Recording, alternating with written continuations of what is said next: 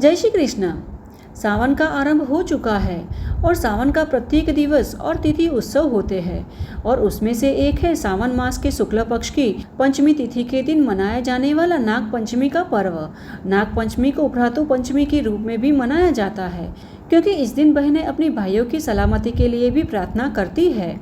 इस दिन सर्प एवं भगवान शिव की श्रद्धा पूर्वक पूजा की जाती है और उन्हें दूध, फूल और मिठाई अर्पित किए जाते हैं। तो चलिए जान लेते हैं कि इस वर्ष 2025 में नाग पंचमी का पावन पर्व कब आ रहा है। इस दिन के शुभ मुहूर्त कौन कौन से हैं। अब देखिए, गुजरात, कर्नाटक, आंध्र प्रदेश जैसे कई राज्यों में 25 जुलाई 2025 से श्रावण मास का आरंभ हो रहा है। उनके लिए नाग पंचमी का पर्व 13 अगस्त 2025 बुधवार को मनाया जाएगा। पंचमी तिथि प्रारंभ हो रही है 13 अगस्त को सुबह 6:35 पर और समाप्त होगी 14 अगस्त सुबह 4:23 पर। और नाग पंचमी के दिन नाग देवता की पूजा के लिए शुभ मुहूर्त है सुबह 6:35 से 8:28 के बीच का और पूजा के लिए कुल अवधि समय 1 घंटे 52 मिनट तक का रहेगा। इस दिन ब्रह्म मुहूर्त का समय 4:23 से 5:06 तक रहेगा और प्रातःकालीन पूजा का समय 5:45 से 5:49 तक रहेगा। इस दिन शुभ मुहूर्त में शिव मंदिर जाकर अथवा अपने घर पर भी रुद्र अभिषेक, शिव अमृत का पाठ करना अत्यंत लाभदायी होता है। इस दिन नाग देवता का दर्शन अवश्य करना चाहिए।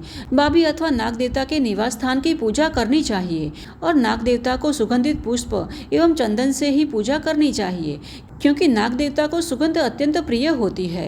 इस दिन विधि विधान से नाग देवता की पूजा करने से व्यक्ति की 7 पीढ़ियां सर्पदंश के भय से मुक्त रहती है और भगवान शिव उनकी रक्षा करते हैं। तो चलिए अब यह भी जान लेते हैं कि नाग पंचमी की पूजा कैसे की जाती है। तो इस दिन नाग पंचमी का व्रत रखा जाता है।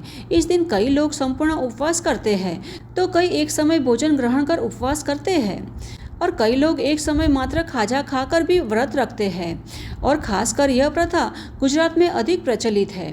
इस व्रत का पालन करने हेतु सुबह जल्दी उठकर अपने नित्य कार्य पूर्ण कर लेने चाहिए और अपनी नित्य भगवान की सेवा पूजा करने के पश्चात पूजा के निर्धारित समय पर नाग देवता की पूजा करनी चाहिए।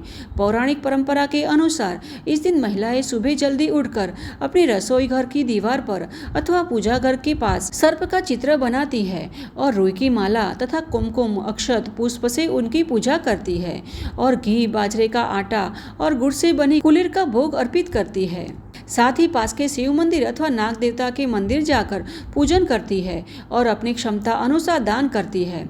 और अगर आपके घर पे नाग देवता का चित्र अथवा मूर्ति हो तो उसकी भी आप विधि विधान पूर्वक पूजा कर सकते हैं। नाग देवता को दूध, दही, मधु और शक्कर का पंचामृत बनाकर स्नान करवाए और चंदन, पुष्प, सुगंधित द्रव्य अर्पित करे।